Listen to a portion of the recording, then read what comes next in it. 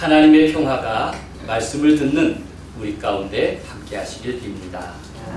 어느새 몸은 그렇게 느끼진 않지만 절기상으로는 여름의 막바지입니다.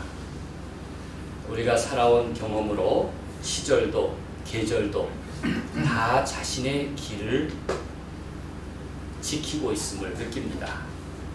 어제는 처소였습니다. 처소는 모기의 입이 비뚤어지는 절기라고 합니다. 아직은 무덥지만 그래도 결국 가을이 오는구나 싶습니다. 절기가 그렇듯이 사람에게도 누구나 자신의 길이 있습니다.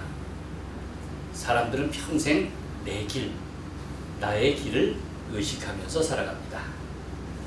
그렇지만 아무도 자신의 길을 확신할 수는 없습니다.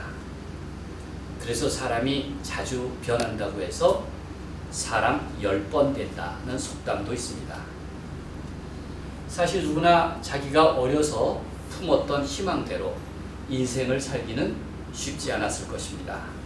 직업도 내 능력이나 기대와 상관없이 결정되는 때도 많이 있습니다.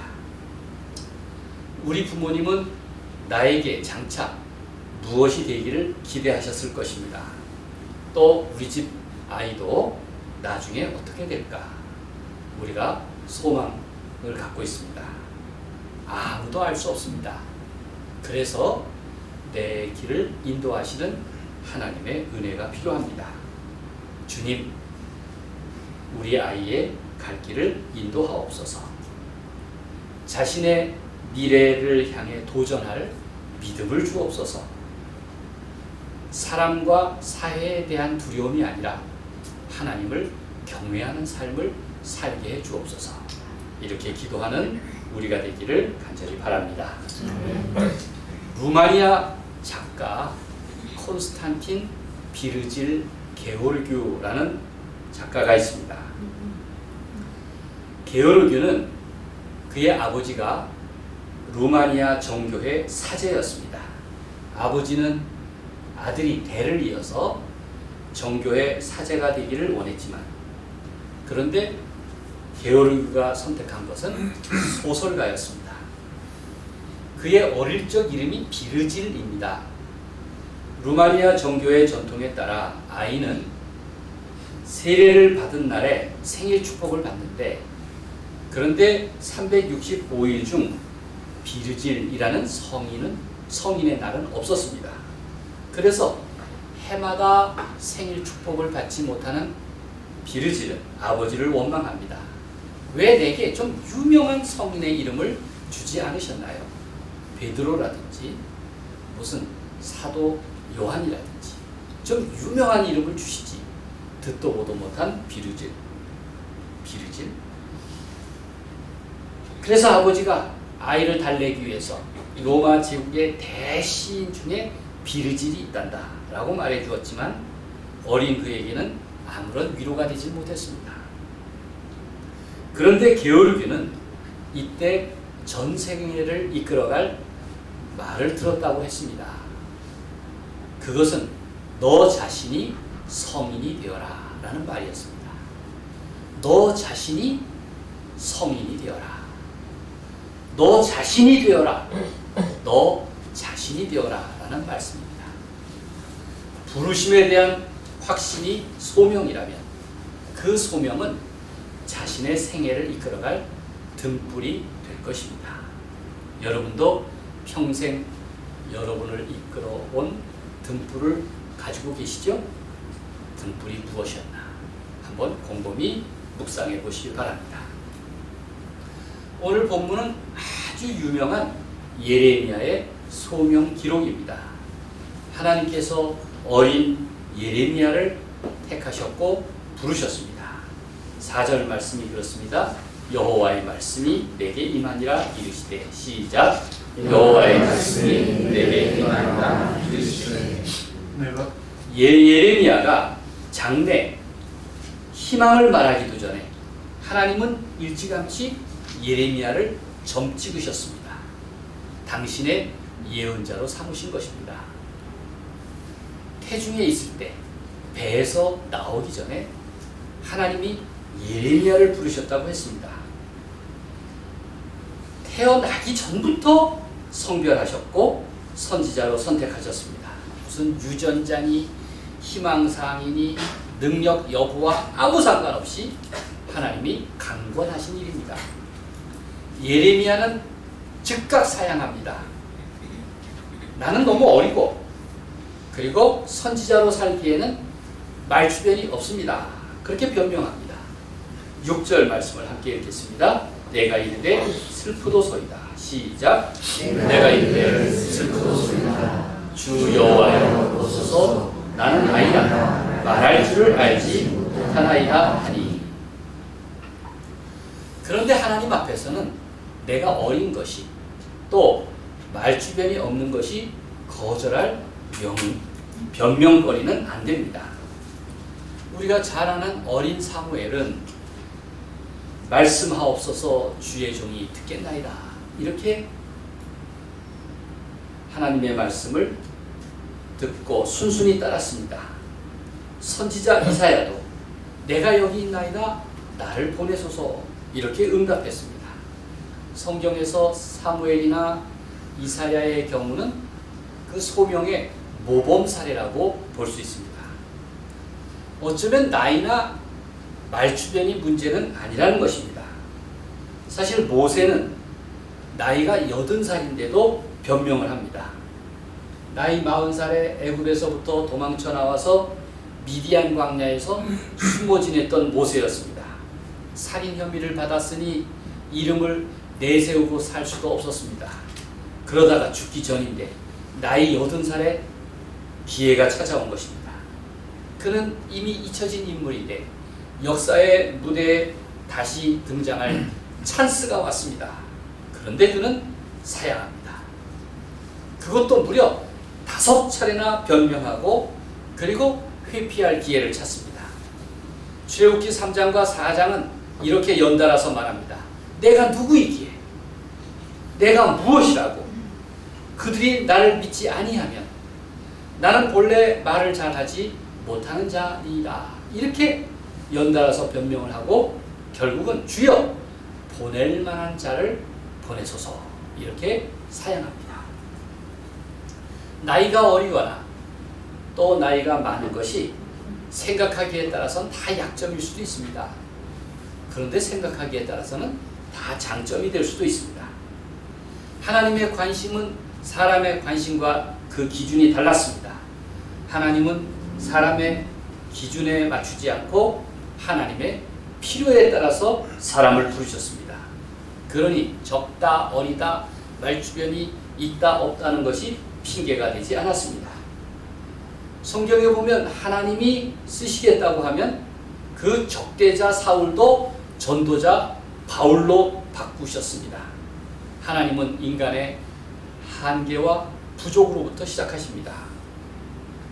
그래서 하나님의 상식은 언제나 인간의 판단을 넘어섰습니다. 저는 나이 25살에 우리 나이로 25살에 목회를 시작했습니다. 얼마나 큰 약점입니까? 제가 교회를 개척하고 저 월곤 면사무소에 인사를 갔습니다. 사실 저도 뭐라고 뭐 면사무소까지 가서 인사를 했을까요? 면사무소가 있는 동네도 아니고 포내리 신리 넘어서 있는 마을인데 그래도 제가 굳이 그래야 되는 줄 알고 면사무소에 찾아가서 인사를 합니다. 면장님은 안 계시고 부면장님이 있었어요. 안녕하십니까. 저는 포내리 마을에 이번에 교회를 개척한 송병구 전도사입니다. 이분이 저를 보더니 아주 어려워 보이거든. 아주 새파란 햇병아리처럼 보이니까 말을 놓더라고요. 그러니까 끝을 흐려요. 그게 제가 젊은 제가 얼마나 기분이 언짢겠습니까? 그래서 제가 이렇게 말했습니다. 부면장님, 제가 나이는 어리지만 한 교회에 담임 목회를 하고 있습니다. 말씀을 높이십시오. 제가 그렇게 했어요. 아마 그분이 아주 그냥 놀랬을 겁니다. 자세를 고쳐 앉더라고요. 자세를 고쳐. 제가 그곳을 떠날 때까지 그분하고 친하게 지냈습니다. 어리다는 것이 얼마나 큰 약점인가 싶은데 또 당당하게 말할 수 있는 장점이기도 했습니다. 우리 교회가 식구처럼 후원하는 고난받는 이들과 함께하는 모임도 1989년에 문을 열었습니다. 그 시대의 아픔을 싸매는 작은 위로자가 되겠다는 생각이었습니다. 의기투합해서 문은 열었지만 우리 힘만으로는 될 것 같지 않아서 대표직함을 맡아줄 어른을 찾았습니다. 취지를 이해해 주시는 분, 이름도 좀 알려져 있고 후원 능력도 있는 그야말로 삼위일체로 훌륭한 사람을 찾은 겁니다. 우선순위로 연세대학교 교목실장인 우리 감리교 목회자인 이계준 목사님을 찾아갔습니다. 이분은 젊은이들에게 존경받는 어른이었습니다. 솔직히 우리 입장을 말씀드렸더니 그 뜻에 공감해 주셨고 후원도 약속하셨습니다. 그런데 대표만큼은 사양하셨습니다. 이런 말로 사양하셨는데 그 진심이 느껴졌습니다. 당신들이 결코 어리지 않아. 이 일은 소명감을 가진 자네들이 가장 잘할 수 있네. 그러니 어리다고 생각하지 말고 송 목사, 자네가 대표를 하게 해. 이렇게 말씀하셨습니다. 그때 이런 생각이 들었습니다. 감히 내가? 주저하였고 네가 뭔데? 그런 사람들의 비판이 떠올라서 주눅이 들었습니다. 아직 30도 못된 햇병아리, 가난한 시골교회 목사가 아닌가? 사실 가장 두려운 것은 사람입니다. 여러분도 가장 두려운 것이 사람 아닙니까? 내 마음도 마음이지만 남들이 나를 어떻게 생각할까? 그게 두려움이었습니다. 결국 강력한 권유로 준비 모임 대표를 맡았습니다. 그날부터 저는 어른이 되었습니다. 제가 이분의 말씀이 고마워서 지금도 한 달에 한 번씩 함께 점심을 먹는다 그랬죠? 이계준 목사님. 올해 연세가 93살입니다. 그렇게 시작하여 자라온 고난 모임의 역사가 올해 36년입니다. 고난 모임은 여전히 존재하는 유일한 우리 한국 교회가 고민하는 선교 기관입니다. 지금도 저는 고난 모임을 시작한 사람이라는 아주 명예로운 인사를 듣습니다. 어떤 일을 시작할 때, 무슨 주장을 해야 할 때 가장 두려운 존재가 누구입니까? 바로 사람입니다. 사람의 눈치, 입장, 평가 때문에 용기를 내지 못하고 주저하는 경우가 참 많습니다. 어떤 사람은 자기 아내도 무서워하더라고요. 여러분들은 안 그런 것 같아. 여유 있게 웃는 것 보니까. 어떤 사람은 자기 남편도 무서워하더라고요. 아니 식구인데 배우자가 뭐가 두렵습니까? 여러분 을의 배우자라면, 식구라면, 선한 일을 한다면 늘 한편이 되어주고 격려자가 되어야 할 줄로 믿습니다. 좀 크게. 좀 의리 있게 도와주어야 합니다. 왜냐하면 그것, 선한 일을 지지하고 돕는 일은 하나님을 대신하는 일이기 때문입니다. 보십시오. 하나님께서는 예레미야의 입장을 들어주시고 어린 나이, 말주변이 없다 하지만 그것을 대체할 능력을 주십니다. 예레미야의 입에 손을 대시고 그리고 그에게 할 말을 담아주셨습니다. 9절 말씀을 함께 읽겠습니다. 여호와께서 시작. 여호와께서 그의 손을 내밀어 내 입에 대시며 여호와께서 내게 이르시되 보라, 내가 내 말을 네 입에 두었노라. 보라, 내가 내 말을 네 입에 두었노라. 예레미야를 만방의 예언자로 세우신 하나님은 하나의 원칙을 말씀하셨습니다. 8절 말씀입니다. 너는 그들 때문에, 너는 사람 때문에 두려워하지 말라. 시작. 너는 그들 때문에 두려워하지 말라. 내가 너와 함께하여 너를 구원하리라. 나 여호와의 말이니라 하시고, 하나님은 무엇보다 사람을 두려워하지 말라고 하십니다. 그 사람 눈치 살피고 괜히 사람 장단에 맞추면서 살려고 하지 말아라. 그깟 사람들의 품평이나 시비거리는 다 지나간다. 다 지나간다는 것입니다. 예레미야의 전기, 예레미야의 이야기를 읽어보면 그는 어렵게 순종도 했지만 그러나 아주 오랫동안 불평을 많이 했습니다. 예레미야는 불평을 많이 한 선지자입니다. 하나님을 향한 고달픈 항변이었고 자신의 소명이 너무 무거워서 하소연을 했습니다. 그래서 예레미야 52장을 읽어보면 곳곳에 선지자의 변명, 선지자의 푸념, 선지자의 탄식이 계속 이어지고 있습니다. 오늘 본문만 보더라도 6절에 보면 내가 이르되 슬프도소이다. 자기가 하나님께 부름을 받았는데 슬프다는 겁니다. 주 여호와여 보소서, 나는 아이라 말할 줄을 알지 못합니다. 또 15장 10절에 보면 내게 재앙이로다 이렇게 말했어요. 자기의 예언자됨이 재앙이라는 거예요. 내게 재앙이로다. 나의 어머니여, 어머니께서 나를 온 세계에 다투는 자와 싸우는 자를 만날 날을 낳으셨도다. 아니 내가 허구한 날 세계에 다투는 자와 싸우는 자와 만나서 씨름하는 처지가 되었다는 것입니다. 그들은 다 나를 저주합니다. 이렇게 원망했습니다.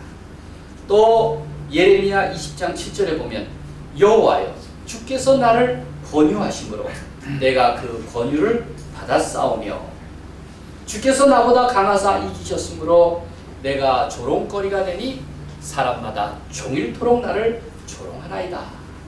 하나님께서 나를 꿰셨다고, 그래서 내가 그 꿰매 넘어갔다고, 하나님이 나보다 힘이 세서 내가 졌으므로 나는 조롱거리가 되었다고, 종일토록 나는 조롱을 받는다고 그렇게 푸념을 했습니다.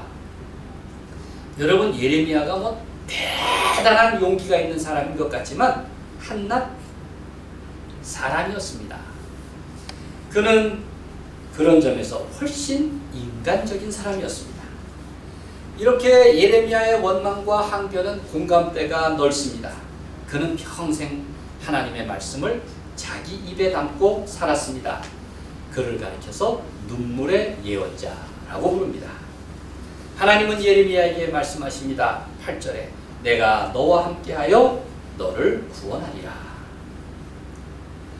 예전에는 한여름이면 납량 특집이라고 하는 영화를 했습니다.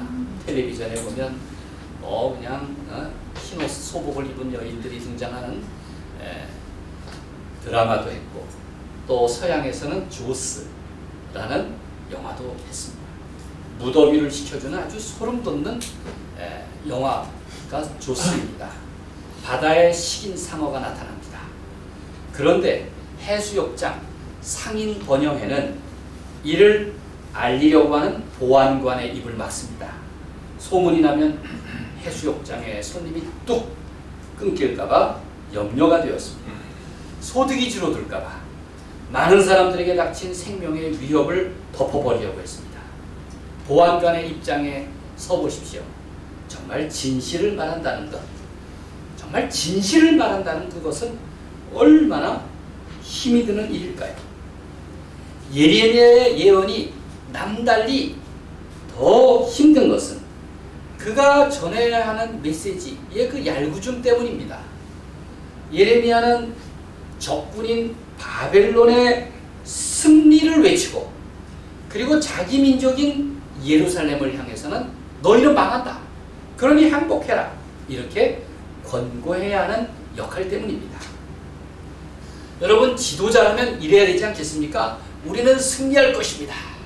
하나님이 우리를 지켜주실 것입니다. 아자 아자, 뭐 으라차차 호사 할렐루야 뭐 이래야 지도자지. 여러분, 우리는 망합니다. 그러니 항복하십시오. 그게 하나님의 뜻입니다.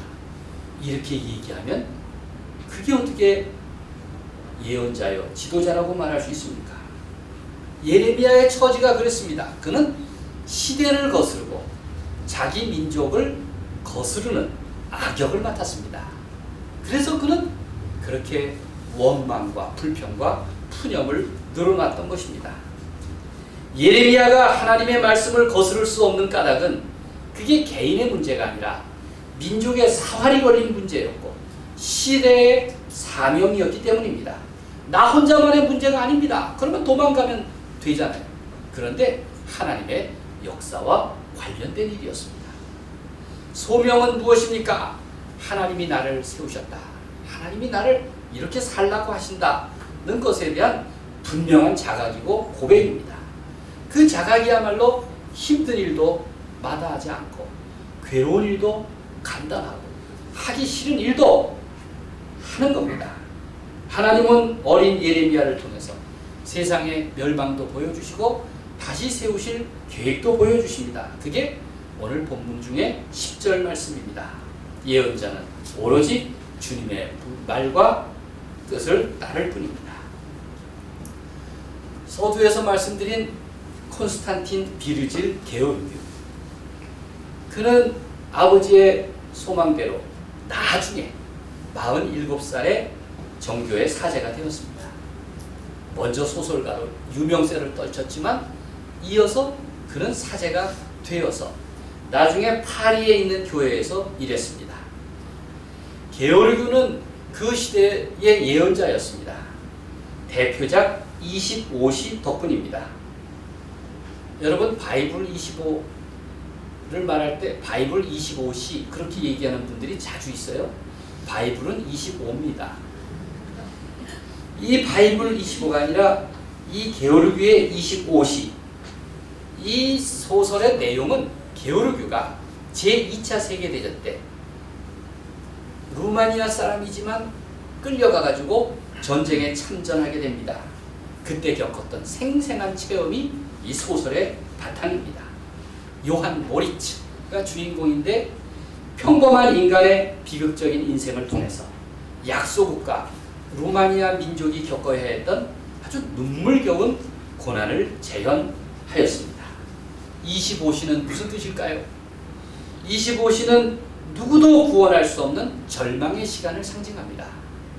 이제 기회가 지나갔다는 거예요. 24시까지는 기회인데 이제 25시는 모든 구원이 끝나버린 시간이라는 의미입니다.